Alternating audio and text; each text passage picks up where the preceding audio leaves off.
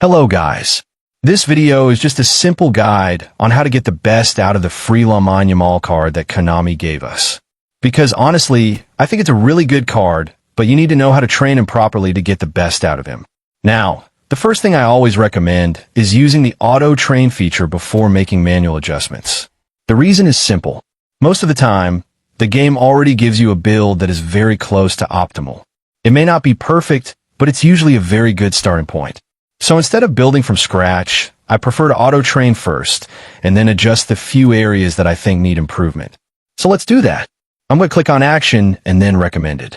Now we can see the fully auto-train version of the card.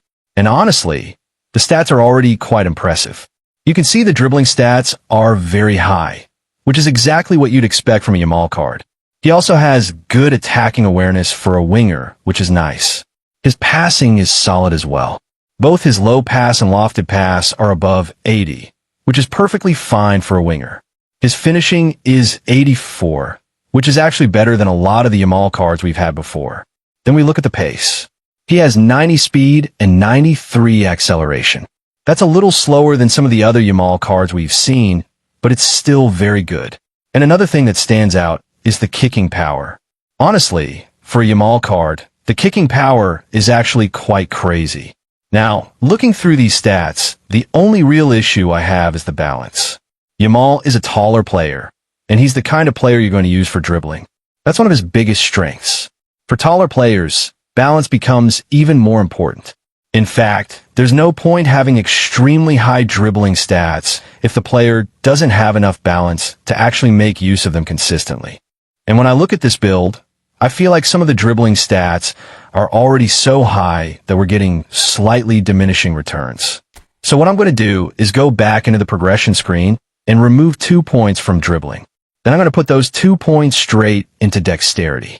Now when we come back and look at the stats, you'll see that the ball control, dribbling, and tight possession are still excellent at 95, 96, and 95 respectively. So we're not really losing much there. But now his balance goes up to 90.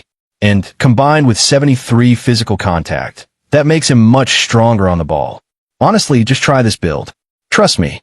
Now, another benefit of making that adjustment is that his acceleration goes up to 95 as well. So not only is he stronger on the ball, but he's also quicker over short distances, which is exactly what you want from a winger. Personally, I think this is the best build for the card. Now let's talk about the booster. For the booster, I always recommend choosing one based on what you want to improve. Personally, I would go with Striker's Instinct. I don't currently have a booster available on this account, but if I did, that's what I would use. The reason is that it increases ball control, finishing, acceleration, and attacking awareness. So his attacking awareness would go up to 84. His ball control would become 96. His finishing would increase to 85. And his acceleration would go up to 96. Those are all very useful improvements for the way I want to use this card. So yeah, that's the build I'm using for Lamine Yamal. I'll also be making more of these training and progression guides for free-to-play players. If this video helped you, make sure to leave a like, and if you're not subscribed already, subscribe for more eFootball content. Thank you for watching, and I'll see you in the next one.